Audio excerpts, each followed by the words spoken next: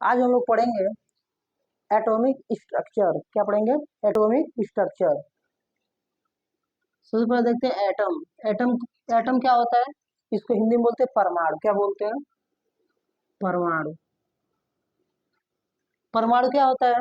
तो किसी किसी भी वस्तु को या किसी भी चीज को जब इसको तोड़ते जाए इतना छोटा पार्ट में तोड़ दें कि उसके और भी टुकड़े न हो पाए, वही क्या होता है?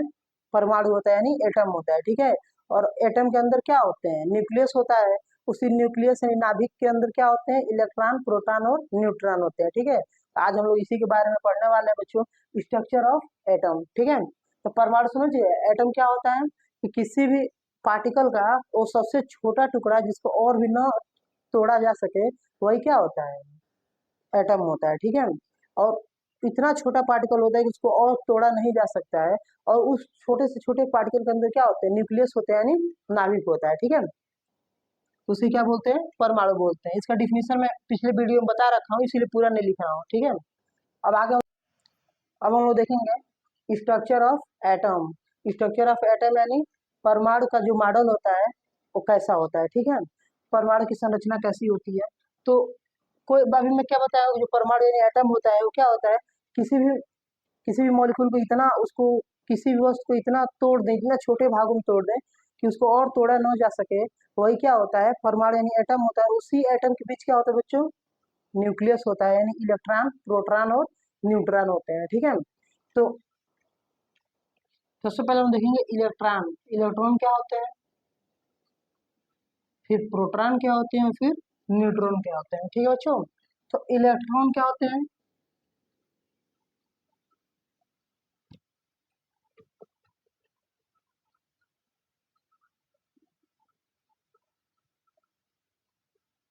इलेक्ट्रॉन। इलेक्ट्रॉन की खोज किसने की थी? इसकी खोज किया था जे जे थॉमसन। किसने किया था? जे जे थॉमसन ने। ठीक है। अगला क्या है? और इलेक्ट्रॉन जो होता है वो इसका चार्ज कैसा होता है? इलेक्ट्रॉन निगेटिव होता है। कैसा होता है? निगेटिव होता है। इलेक्ट्रॉन कैसा होता है? निगेटिव होता है। फिर इलेक्ट्रॉन के बाद क्या आता है बच्चों? इलेक्ट्रॉन के बाद आता है प्रोटॉन। क्या आता है? प्रोटॉन।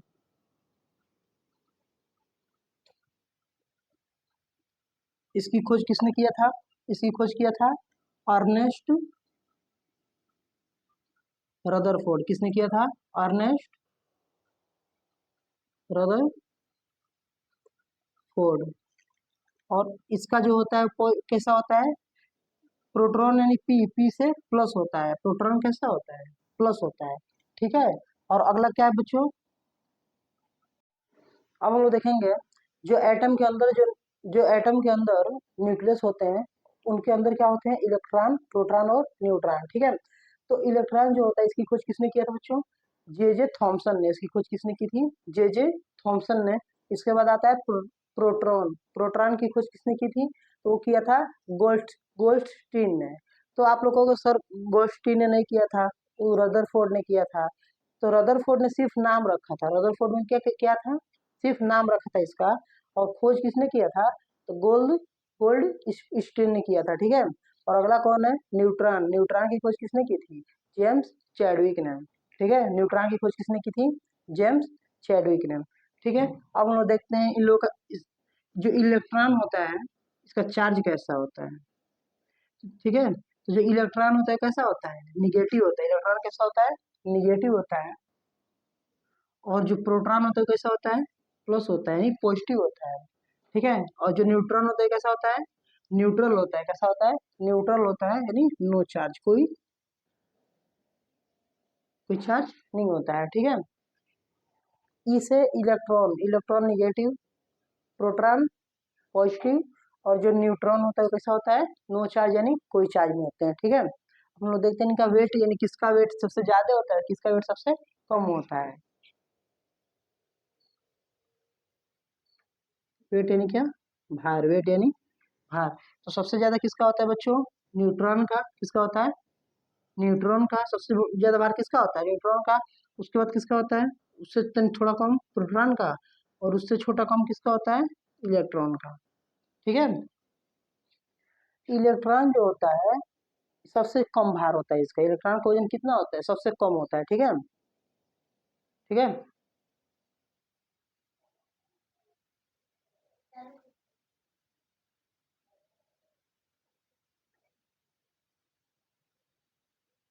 अब हम लोग देखते हैं कि इसका स्ट्रक्चर कैसा होता है, ठीक है, स्ट्रक्चर यानी कि संरचना कैसी होती है, तो संरचना अब हम लोग देखते हैं। तो यह एक, मान लीजिए कि क्या है, यह मान लेंगे कि एक एटम है। एक एटम क्या है, एटम के अंदर का न्यूक्लियस है, एटम के अंदर क्या है बच्चों, न्यूक्लियस है। इस एटम के अंदर के जो न्यूक्लियस है, इसके अंदर क्या होते हैं, न्यूट्रॉन और प्रोटॉन। इसके अंदर क्या होते हैं, न्यूट्रॉन और प्रोटॉन जो होते हैं, एक दूसरे से एकदम बंधे होते हैं, टाइटली एक दूसरे से क्या होते हैं, बंधे होते हैं। और जो इलेक्ट्रॉन होता है वो चारों तरफ क्या करता है बच्चों, मूव करते रहता है, इलेक्ट्रॉन क्या करता है, चारों तरफ मूव करते रहता है।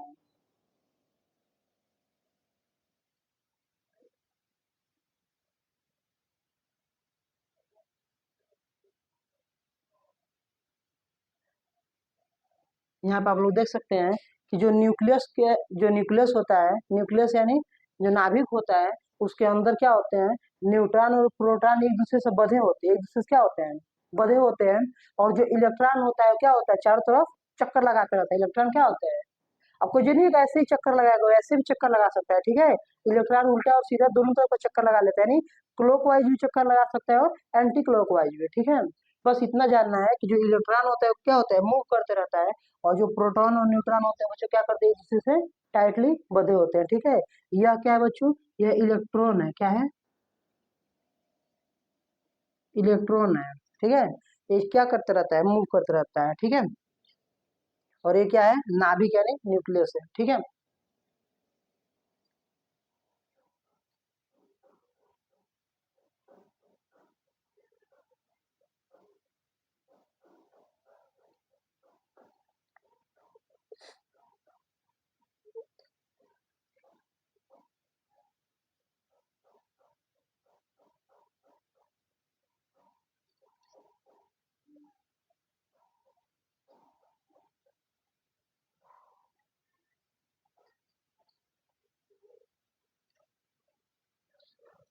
अब हम लोग देखेंगे जो एटम होता है उसके स्ट्रक्चर में इलेक्ट्रॉन भरते कैसे हैं, ठीक है, यानी इलेक्ट्रॉन जो मूव कर रहे हो इलेक्ट्रॉन भरते कैसे हैं।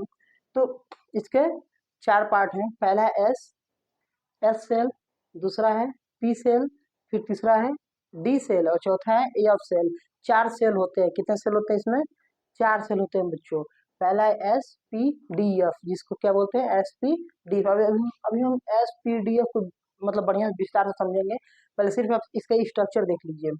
और यह क्या है, सेल्स की जो संख्या है, यानी सेल्स का जो नंबर उसको हम लिख के दिखाएंगे, KLMN। यानी यस वाला कौन सा सेल है, के सेल है, मतलब के सेल का मतलब कि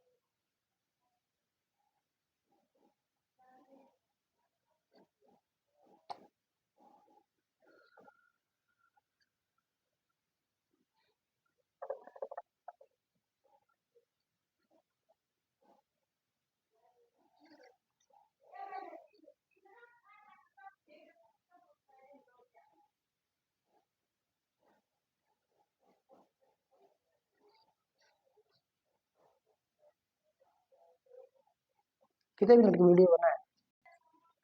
अब हम लोग इसमें देखेंगे कि जो सेल है वो क्या है, KLMN, ठीक है। और जो सब सेल है वो क्या है बच्चों, सब सेल SP, D और F, ठीक है। यह सेल्स का मतलब इसका नंबर, इस तरह से कह लीजिए कि नंबर है, क्या है, नंबर है। यानी ये पहला वाला सेल है, फर्स्ट सेल। यह कौन सा है, सेकेंड सेल।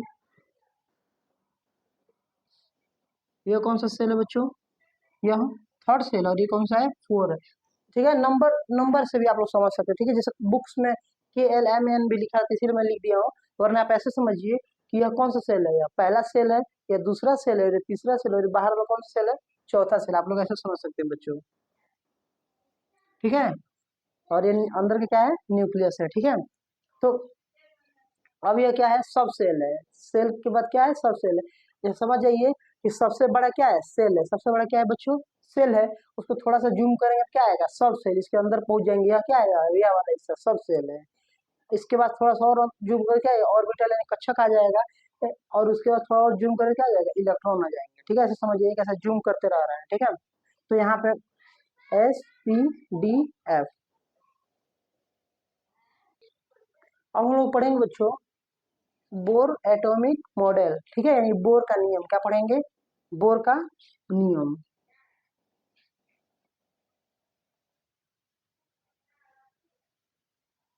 एक वैज्ञानिक थे जिनका नाम था, तो हम लोग क्या पढ़ेंगे इसमें बच्चों, बोर एटॉमिक मॉडल यानी बोर का परमाणु मॉडल पढ़ेंगे, ठीक है। यानी बोर ने क्या हमें रूल दिया था, तो बोर ने हमें तीन नियम बताए थे। पहला नियम बताया था कि अगर कोई इलेक्ट्रॉन है जो अंदर वाले ऑर्बिटल से कहाँ जा रहा है बच्चों, बाहर वाले ऑर्बिटल में जा रहा है, ठीक है। तो अंदर वाले से अगर बाहर वाले में जाएगा तो उसकी एनर्जी क्या करनी पड़ेगी, बढ़ानी पड़ेगी। क्या करनी पड़ेगी, उसकी अपने एनर्जी को क्या करना पड़ेगा, बढ़ाना पड़ेगा। यानी मान लीजिए कि हम इस छोटे वाले में है, कहाँ पे है, छोटे वाले में, और हमको इस बड़े वाले में जाना है। तो छोटे वाले से बड़े वाले में जाने के लिए क्या करना पड़ेगा, हमको अपनी एनर्जी बढ़ानी पड़ेगी, ठीक है। अब मान लीजिए यहाँ खड़े हैं और हमको थोड़ा ऊपर ऊपर कूदना है, क्या करना पड़ेगा, अपने शरीर में एनर्जी लगा के कूदेंगे तभी तो थोड़ा ऊपर जाएंगे ना, है कि नहीं। अगर हमको छत को छूना है तो क्या करेंगे, थोड़ा थोड़ा और एनर्जी लगा के ऊपर कूदेंगे। तो वैसे जब एनर्जी लगाएंगे तो क्या होगा, एनर्जी लगाएंगे तो क्या होगा, अंदर वाले से बाहर में जाएंगे, ठीक है। यानी अंदर वाले ऑर्बिटल से कहाँ जाएंगे, बाहर वाले ऑर्बिटल में।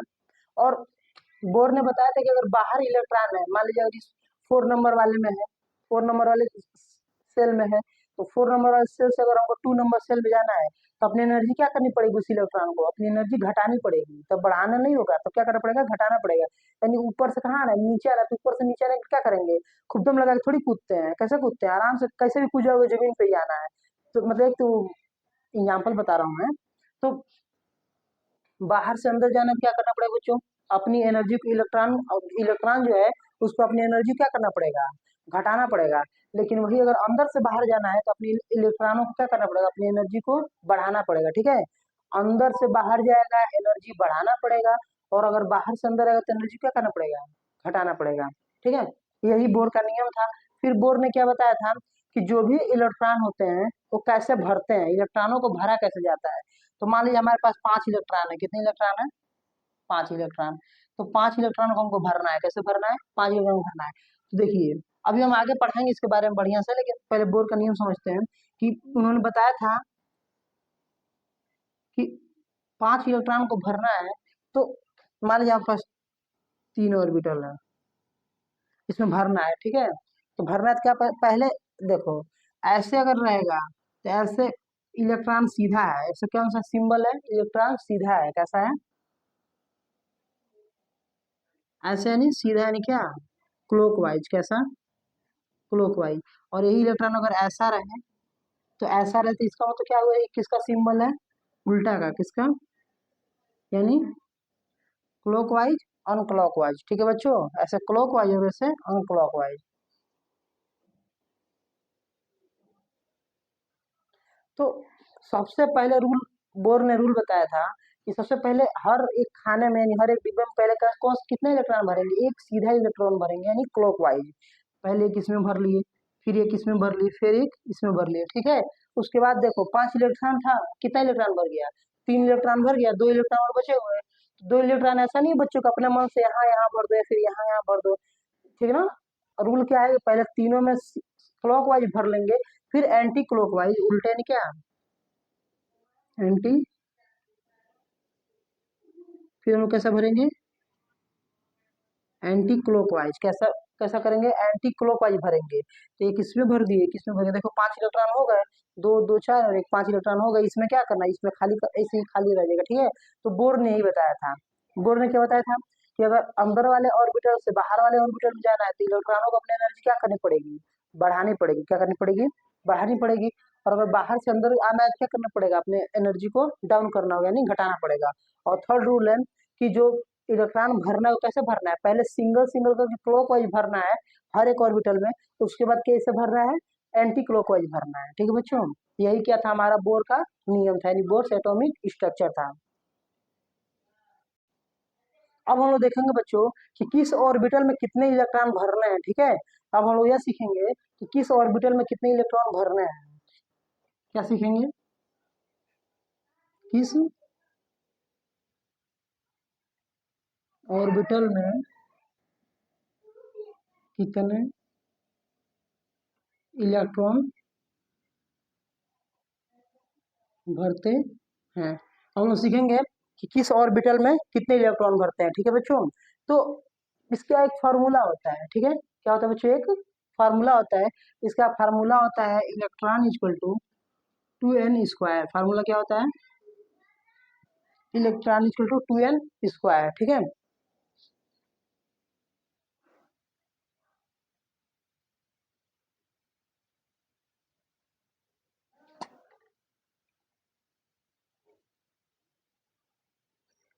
यह कौन सा सेल था, पहला मान लीजिए फर्स्ट ही लिख रहा हूँ मैं, KLMN, आप लोग समझ जाइए। ठीक है, मैं फर्स्ट लिख रहा हूँ, फिर सेकेंड, फिर थर्ड, फिर फोर्थ।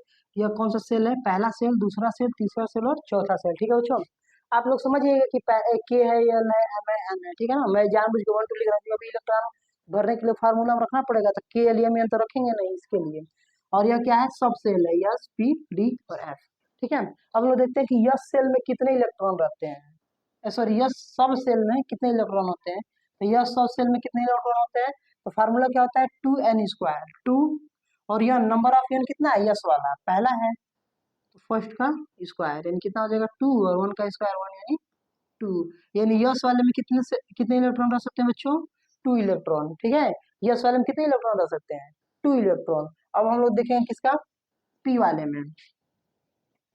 तो पी वाले के लिए वही फार्मूला है 2n²। तो 2, और एन का वैल्यू कितना है पी वाले के लिए, देखिए पी वाले के लिए एन का वैल्यू कितना है, 2 है, कितना है 2। तो 2 का स्क्वायर है, 2 इंटू 2 का स्क्वायर 4, कितना हो जाएगा 4 2 जा 8, कितना हो जाएगा 8। यानी जो पी सब सेल है, जो पी सब सेल बच्चों उसमें कितने इलेक्ट्रॉन रह सकते हैं, maximum electron of number, maximum number of electron, maximum number of electron कितना हो सकते हैं, 8 हो सकते हैं। ठीक है, कितना हो सकते हैं बच्चों, 8, इससे अधिक नहीं हो सकते हैं। अब अगला देखते हैं पी के बाद डी वाले में, यानी डी सब सेल में कितने इलेक्ट्रॉन हो सकते हैं, तो डी सब सेल में कितने हो सकते हैं, 2, और डी वाले में कितना है, देखो कौन सा नंबर है, कौन सा सेल है, थर्ड सेल है ना, तो एन की जगह पे थर्ड सेल भरिए, ये कितना हो जाएगा 2 इंटू 3 का स्क्वायर 9, और कितना हो जाएगा 18। यानी डी सब सेल में बच्चों कितने इलेक्ट्रॉन होंगे, 18 इलेक्ट्रॉन, कितने इलेक्ट्रॉन होंगे, 18 इलेक्ट्रॉन। और ऐसे ही अब हम लोग देखते हैं कि एस सब सेल में कितने इलेक्ट्रॉन होंगे, तो एफ वाले के लिए फार्मूला फार्मूला सब सेम ही है 2n²। बस देखेंगे एफ वाला कौन सा सेल है, चौथा सेल है, यानी फोर्थ सेल है, तो 2, और यहाँ पे 4 का स्क्वायर, तो कितना हो जाएगा एफ इक्वल टू 4 का स्क्वायर 16, एफ इक्वल टू 32, कितना हो जाएगा 32। अब हमारे पास सभी सब सेल का आ गया है, यानी यह सब सेल में मैक्सिमम नंबर ऑफ इलेक्ट्रॉन कितने हो सकते हैं बच्चों, मैक्सिमम नंबर ऑफ इलेक्ट्रॉन कितने हो सकते हैं, 2 हो सकते हैं, कितने हो सकते हैं 2, इसमें कितने हो सकते हैं 2। पी वाले में मैक्सिमम नंबर ऑफ इलेक्ट्रॉन कितने हो सकते हैं बच्चों, तो पी वाले में कितने हो सकते हैं 8 हो सकते हैं, इससे अधिक नहीं हो सकते हैं, यानी अधिक से अधिक हम लोग 8 ही इलेक्ट्रॉन रख सकते हैं। ठीक है, इसमें देखते हैं डी वाले में, तो डी सब सेल में कितने इलेक्ट्रॉन भर सकते हैं, तो डी वाले में कितने भर सकते हैं 18, 18 से अधिक नहीं भर सकते हैं। और सबसे लास्ट वाला है जो एफ है, एफ सब सेल में हम लोग कितने इलेक्ट्रॉन भर सकते हैं, 32 इलेक्ट्रॉन भर सकते हैं, इससे अधिक नहीं भर सकते हैं। ठीक है बच्चों,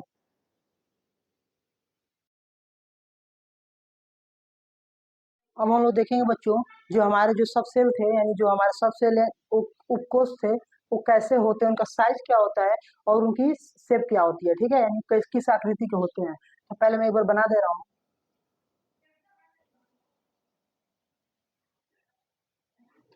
पहले सबसे पहले कौन सा सब सेल था, एस था, एस था, फिर कौन सा था, एस के बाद पी, फिर क्या था डी, और उसके बाद सबसे लास्ट में कौन सा था, एफ, सबसे लास्ट में कौन सा था, S, F, S P D F.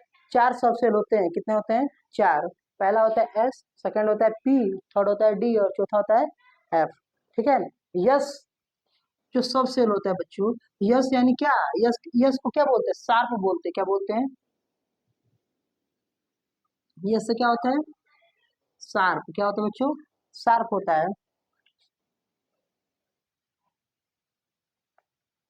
जो ये यस होता है, यस सबसेल, यस सबसेल वो कैसा होता है बच्चों, यस यानी शार्प, यस यानी शार्प, यह गोलाकार होता है, कैसा होता है, गोलाकार, कैसा होता है बच्चों, गोलाकार यानी इसकी आकृति कैसी होती है, इसका शेप कैसा होता है, गोलाकार, जो यस वाला रहेगा ना वो हमेशा गोलाकार रहेगा, स्फेरिकल रहेगा, कैसा रहेगा, स्फेरिकल रहेगा।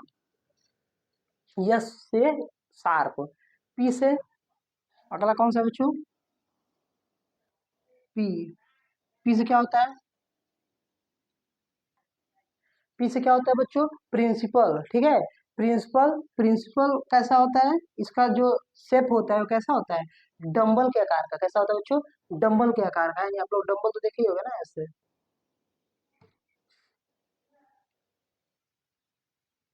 ऐसे डंबल के आकार का होता है, ठीक है बच्चों, कैसा होता है, डंबल के आकार का होता है, ठीक है ना, कैसा होता है, डंबल के आकार का होता है।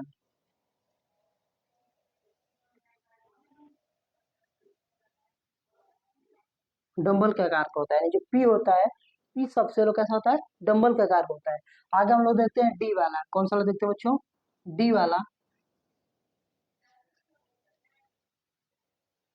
हम लोग देखते हैं जो डी, डी से होता है डिफ्यूज, डी से क्या होता है, डिफ्यूज, डिफ्यूज का शेप कैसा होता है, तो डबल डंबल होता है, यानी ऐसा डबल डंबल होता है, कैसे होता है बच्चों, डबल डंबल के साइज का होता है, ठीक है, डबल, डबल डंबल होता है, कैसा होता है बच्चों, डबल डंबल, ठीक है। और अगला आता है यफ, यफ, यफ सब सेल कैसा होता है, हम लोग देखेंगे बच्चों, जो एफ सब सेल होता है वो कैसा होता है, फंडामेंटल होता है, कैसा होता है, फंडामेंटल, फंडामेंटल यानी कुछ इस ऐसा शेप उसका होता है, कॉम्प्लेक्स शेप होता है, सॉरी शेप होता है, यानी आकृति होती है, इसकी आकृति कैसी होती है बच्चों, कॉम्प्लेक्स आकृति होती है, ठीक है, कॉम्प्लेक्स में मतलब इसका तो सीधे दिख रहा है, एस सब सेल यानी, एस सब सेल यानी S for sharp, P sub cell यानी P for principal, D, D का, डी यानी डिफ्यूज, और एफ यानी फंडामेंटल, ठीक है। जो एस वाला होता है शार्प यानी गोलाकार होता है, स्फेरिकल होता है, जो पी यानी जो प्रिंसिपल होता है वो कैसा होता है, डंबल यानी डंबल के आकार का होता है, डी जो डिफ्यूज होता है डबल डंबल के आकार, यानी ये कई डंबल था ना, इसमें दो दो डंबल आ गए, ठीक है। और जो यफ होता है, यफ सबसे लोग कैसा होता है, फंडामेंटल यानी कॉम्प्लेक्स होता है, ठीक है बच्चों। अब हम लोग देखेंगे बच्चों, जो एस सब सेल है उसमें इलेक्ट्रॉन दो होते हैं, कितने इलेक्ट्रॉन होते हैं, दो, यस सब सेल में कितने इलेक्ट्रॉन होते हैं, दो इलेक्ट्रॉन, पी सब सेल में कितने इलेक्ट्रॉन होते हैं बच्चों, छह इलेक्ट्रॉन, पी वाले में कितने होते हैं, छह इलेक्ट्रॉन, और डी वाले में कितने होते हैं, 10 इलेक्ट्रॉन, और एफ यानी एफ वाले में कितने होते हैं, 14, जो एस सब सेल है उसमें 2 इलेक्ट्रॉन, एस के बाद पी वाले में कितने हैं, 6 इलेक्ट्रॉन, और फिर डी वाले में 10 इलेक्ट्रॉन, और एफ वाले में 14 इलेक्ट्रॉन। आप लोग बोलो सर याद कैसे होगा, याद करने का आसान तरीका है, सब में क्या कर दो, फोर ऐड कर दो, सब में क्या कर दो, फोर ऐड कर दो, अपने आप बनता चला जाएगा, ठीक है। बस याद करना कि पहला जो एस वाला होता है उसमें 2 इलेक्ट्रॉन होते हैं, बाकी सबको क्या करना है, फोर जोड़ते जाना है, ठीक है। अब हम लोग देखते हैं,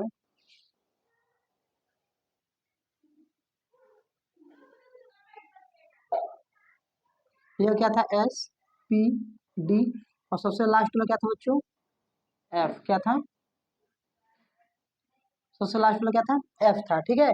और यह क्या था, सब सेल था, और यह इधर क्या था, सेल था, यानी फर्स्ट, सेकेंड,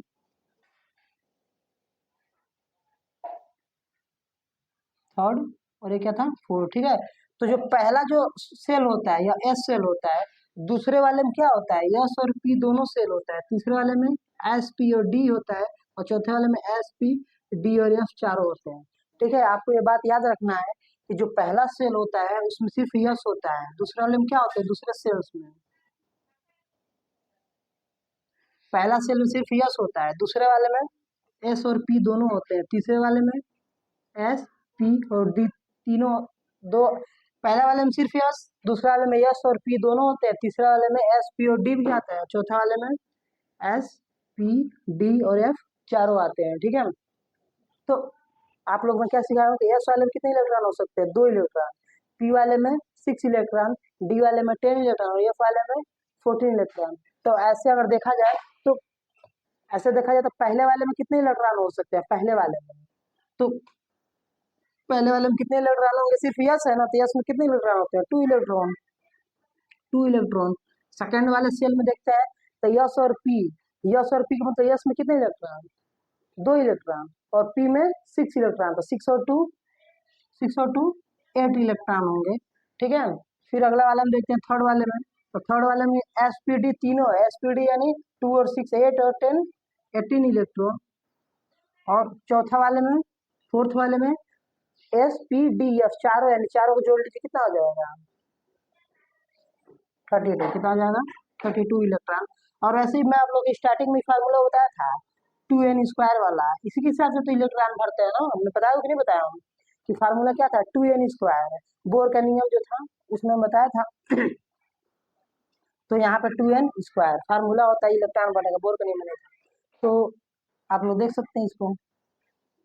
अब हम लोग देखेंगे बच्चों, ये हमारा ऑर्बिटल है और ये हमारा क्या है? सब ऑर्बिटल है। ठीक है, और इसमें क्या है देखिए, और ये क्या है? मैक्सिमम इलेक्ट्रॉन हम लोग देखेंगे। तो एस वाले में कितने होते हैं? 2 इलेक्ट्रॉन होते हैं। कितने इलेक्ट्रॉन होते हैं बच्चों? 2 इलेक्ट्रॉन। सेकेंड जो ऑर्बिटल है उसमें एस और पी दोनों ऑर्बिटल होते हैं, तो एस यानी 2 इलेक्ट्रॉन मैक्सिमम नंबर, पी यानी 6 इलेक्ट्रॉन। एस वाले में कितने? 2। आप लोग एकदम ये याद कर लेना, एस वाले में 2, पी वाले में 6 और डी वाले में कितने होते हैं नंबर ऑफ मैक्सिमम इलेक्ट्रॉन? बहुत बढ़िया, 10 इलेक्ट्रॉन। ठीक है, और अगला क्या है? एस पी डी, और इसमें कितने होंगे? एफ वाले में मैं अभी आप लोग क्या बताता हूँ, चार चार जोड़ते जाना है। 2 में 4 ऐड कीजिए 6, 6 में 4 ऐड कीजिए 10 और 10 में 4 ऐड कीजिए 14। ठीक है, चार चार ऐड करते रहिए, बन जाएगा। रुक जाओ, अब हम लोग देखेंगे ऑर्बिटल क्या होते हैं। ऑर्बिटल यानी कक्षक क्या होते हैं? ऑर्बिटल क्या होते हैं? तो हुंड का नियम हम लोग सीखेंगे, हुंड का नियम क्या होता है। ठीक है, तो हुंड ने बताया था कि जितने इलेक्ट्रॉन होंगे उसके आधे का क्या होगा? ऑर्बिटल होगा। उसके आधे का क्या होगा? ऑर्बिटल होगा। यानी बच्चों अगर 2 इलेक्ट्रॉन है, इलेक्ट्रॉन कितने हैं? 2 हैं, तो ऑर्बिटल कितना होगा? इसके आधा यानी 2 का आधा कितना? 1 होगा। ठीक है, अगर इलेक्ट्रॉन नंबर ऑफ इलेक्ट्रॉन कितने हैं? 4 है, तो इसका जो ऑर्बिटल होगा कितना होगा बच्चों? 2 होगा। ठीक है, यानी जितने नंबर ऑफ इलेक्ट्रॉन होंगे जो ऑर्बिटल होगा उसका क्या होगा? नंबर ऑफ इलेक्ट्रॉन का आधा होगा। नंबर ऑफ इलेक्ट्रॉन का क्या होगा बच्चों? आधा होगा। अगर मान लीजिए कि नंबर ऑफ इलेक्ट्रॉन 6 है, तो ऑर्बिटल कितने होंगे? 3 होंगे। बहुत बढ़िया। अगर नंबर ऑफ इलेक्ट्रॉन कितने हैं, सॉरी, नंबर ऑफ इलेक्ट्रॉन अगर 8 है, तो इसका ऑर्बिटल कितने होंगे? 4 होंगे।